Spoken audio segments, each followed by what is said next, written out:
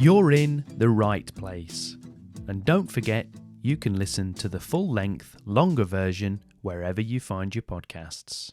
Okay, Zoe, thanks a million for joining me on The Right Place. You're in the right place. So why don't you start off just by telling us where you are and how things are going in your writing world at the minute? We're post-Christmas as we record this, so Yes. how did that go? Christmas was great, but over too quick. I always feel I need a holiday after Christmas. It's like one of it's not really very restful, is it? It is, but it isn't. Did you do lots of entertaining? Were you having to... No, just a lot. No, so I don't know why I'm exhausted after Christmas. Well, it's the I think eating and drinking as well. it was, yeah, so tired and eating and drinking. So yeah, I did no writing over Christmas whatsoever, which was good and also bad because I don't know about you, but I always feel a little bit like, oh, I should be working on. It's always like a little Yeah, bit like that. So I was yeah, glad to get back into it. yeah. So I've come back in January and I've started to write every morning. That's my new thing in January. I'm going to get into a strong writing habit. That's good. Hopefully, going to finish my book that I'm working on at the moment, which is almost finished. It's been almost finished for ages, but it just keeps on going on and on. But I am finishing it at the end of January. Exciting. And I've got Closer Than She Thinks, which is my latest book. The digital copy is out now, and the paperback is coming out in June. Brilliant. Well, why don't, as soon as you've mentioned Closer Than She Thinks, why don't you mention it? Mention it. Why don't you tell us about it? So, what Just is it about? happen to Yeah. have it here. Oh, that's great. And what a nice cover it is as well. And I do actually love the cover. I Yeah, really it's great. like It the cover. pops, doesn't it? Yeah. So you want me to tell you what it's Yeah. about? What's it about? Yeah. So it's about a middle-aged woman called Louise, and she is stuck in the situation of where she's got a younger son that's just leaving from home, and she's also got an aging mother. And she's working as a freelance Spanish teacher. So there's lots of things. She's juggling lots of balls, and it's a changing time in her life. And then she meets Oscar, who is 15 years her junior. I just had to remember that. But he's a younger man, and she starts a very inappropriate affair with him. And then as it goes on, things happen. She realizes things about herself, but then she starts to get messages about it and threatening messages. And it's like got stalker vibes. And this person wants her a lot more than to just finish the affair. Like, it's like finish the affair, but they want a lot more than that. And I can't say too much more because it's a bit of No, a you don't want to psychological spoil thriller it. without spoiling it. Yeah. Yeah. So, psychological thriller. So, there's lots of dark themes going on there. Where do you remember kind of what sparked the initial idea? I know it was probably a while ago that you wrote it now, but where did It it was so long sort ago. of come from? I just like the idea of like a woman sort of like around my age, of a certain age, where you sort of think, oh, my kids are leaving home now. I should be free and I should be back to doing this, that, and the other. But then you've got like the aging parents. And then it's a time of where you like reevaluate your whole life, really. And I think it's the same I don't think it's just like for women. I think it's the same of all people. It's where the term midlife crisis comes from, isn't it? Yeah. And so I think it was just like a very vulnerable time, which is always great for a psychological thriller because when people are reevaluating and just thinking about things, then it's time where, they're vulnerable and things can slip in and they can have. I've not had an inappropriate affair. I need to say that. The idea did Yeah, not yeah. come from something Just I've disclaimer done. there. Yeah. No, but they're like open to being taken advantage of, which is what happens to my central character. So I think it was that I wanted to explore, that when it's a time of change, great things can happen, which does in the book as well. It is quite an uplifting, but also very terrible things can happen. And so it's all like change. Yeah, psychological thriller, as you say. That's an Yeah. interesting point about vulnerability. I haven't heard anybody say that before, but you're right. That is kind of I suppose that's a key element of psychological thrillers, isn't it? That kind of having that character that's maybe got some kind of vulnerability. Well, yeah, I think it's the same in all stories because, like, as you know, like if you've got a character, they can't just be like, well, I'm great and dead confident, everything's brilliant in my life. Otherwise, there'd be no story, would there? So they have to be lacking in something, as they say. What is it they say in all the writing books? Like a central flaw, an Yeah, emotional one and a physical one or something or other. But they yeah, have to be lacking and searching for something. Otherwise, you can't root for them and you can't go on the journey with them. So for me, it's always when they're at a point in their life or whatever they're doing where they're thinking something's not quite right here, which is what my character, with all characters really, but in Louise's case, in Closer Than She Thinks, she's in an unhappy marriage. She realizes she's getting at a point of her life where, you're midway through, like it's not the first act anymore. And so if you want to do things, now's the time to do things. And that pressure is on her.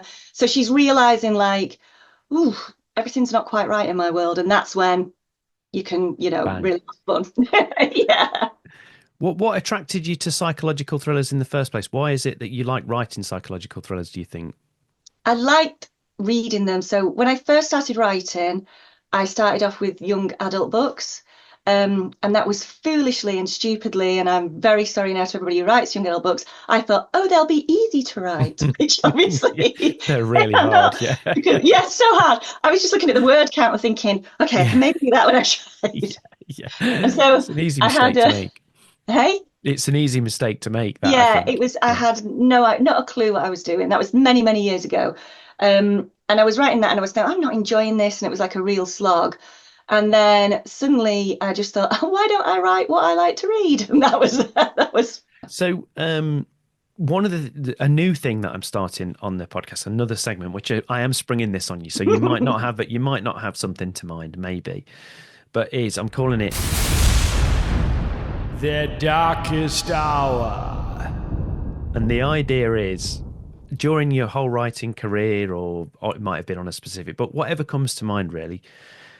When have you sort of faced, what's kind of the biggest kind of challenge that you've faced along the way? Now, it might have been that you got stuck on something forever, or it might be that you completely lost faith in what you do. I don't know. But if I said that to you, what's the first thing that comes to mind, and how did you overcome it? How did you overcome that kind of challenge or adversity?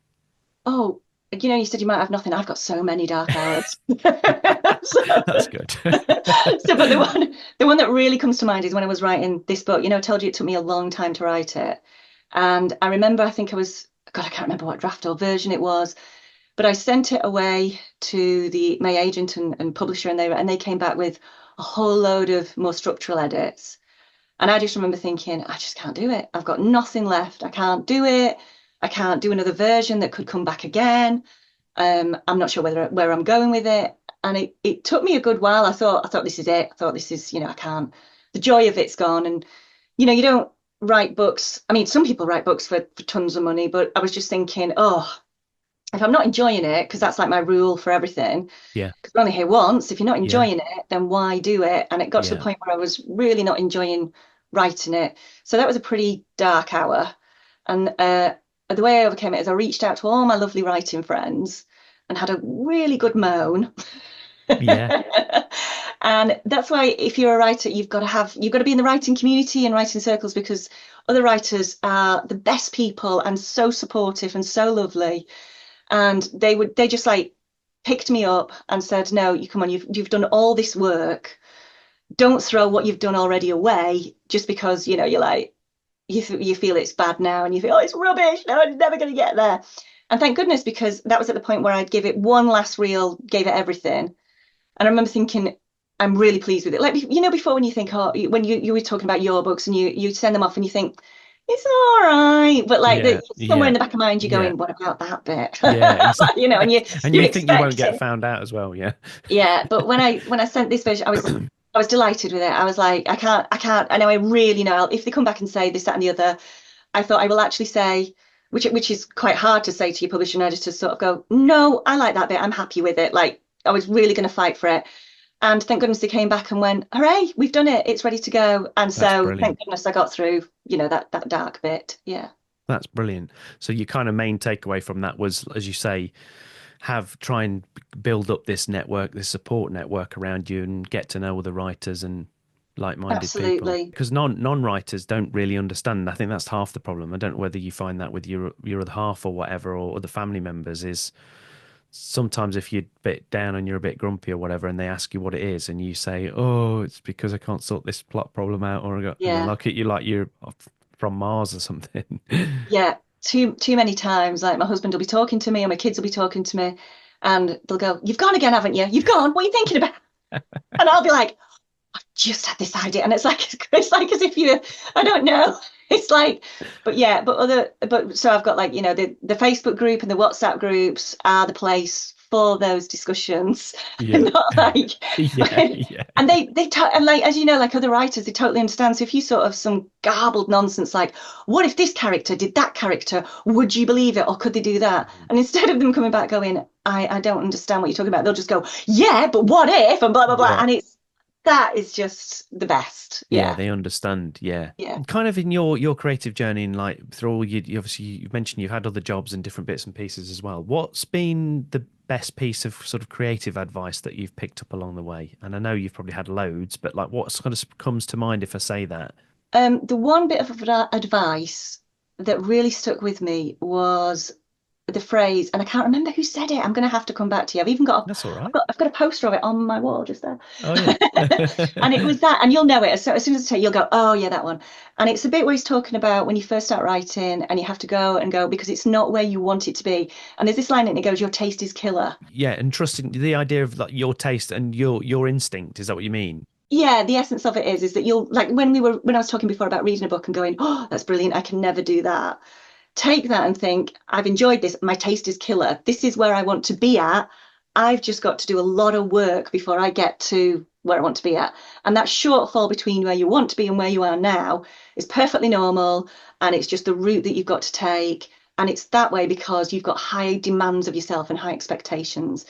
And as he says, your taste is killer. So I I think come back to that all the time. Yeah. no, I think that's a great point. And I think it's that the kind of thing that you kind of have to do as well as you go along once you start to learn more about the craft and everything else, is being able to take something that you like and Mm. then kind of go, why do I like it? Sort of Um, what is this person doing that's so good at what, is it the character or is it just because is it the pace of it? Is it and not yeah. right down to like the nuts and bolts of it sometimes, like, oh yeah, these are really short chapters or whatever it is that the person's doing. I think it's thinking like that. So there'll be people out there that are maybe just starting their writing journey and maybe they're interested in specifically in writing psychological thrillers because it is like a really, really massively popular genre. What sort of have you got any kind of tips for anybody thinking about actually writing a psychological thriller? What are the kind of key elements do you think, and what should they sort of think about when they're coming up with the story and trying to work out whether it's got legs? Oh, that's a toughie. I would say if you're thinking of writing these books, you must enjoy reading them. And obviously, it's all about like, something happens and then it's the reveal. And because of that reveal, it leads to this happening, like the cause and effect. So before you even start that, you need to have a really strong hook that's also going to looks like it's going to ruin the character, but will also save them at the same time. So they need to go on this journey of, things happening, but it all needs to be, because it's a psychological thriller, quite internal. So, like with Closer Than She Thinks, she's sort of going on an inward journey. She's having this inappropriate affair, but why? Why was she drawn to this? What's going on in her life? So there is like, life and death at stake, but maybe not so much as maybe in one of your books, if it's like, massively crime. This is very much internal, which is what fascinates me. It's the mindset of people. So I would just make sure you've got like a really strong hook, and then you've got a couple of reveals in your pocket of where this character's going, but more on maybe the emotional journey, as well as like where they end up. Like, they can still be, robbing a bank or whatever you want them to do, but they've got to have sort of like Some kind of journey. an inward journey as well. And a brilliant writer just told me always have the ending in mind and maybe write the first 10,000 words.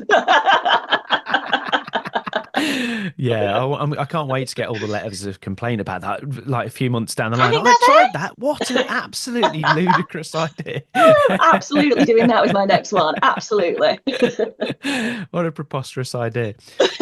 So as we kind of wrap things up, just remind people where they can find the book, where they can find out more about you, and also we've talked a lot about social media. So tell people where they can find you on social media as well. So I'm on all platforms, crazily, and it's the same handle. It's Zoe Lee Writer. My books you can find in any like Amazon and Waterstones, whatever, they're online. And my website is zoelee.com. And if you want to come and join on my Substack, that's called The Writer's Guide to ... Brilliant. Well, I'll put all of that stuff in the show notes. But for now, thanks for coming on The Right Place. So it's been such fun Oh. talking to you. Oh, thanks so much for inviting me on and having me. It's been really good. Thank you. And don't forget, you can listen to the full length, longer version wherever you find your podcasts.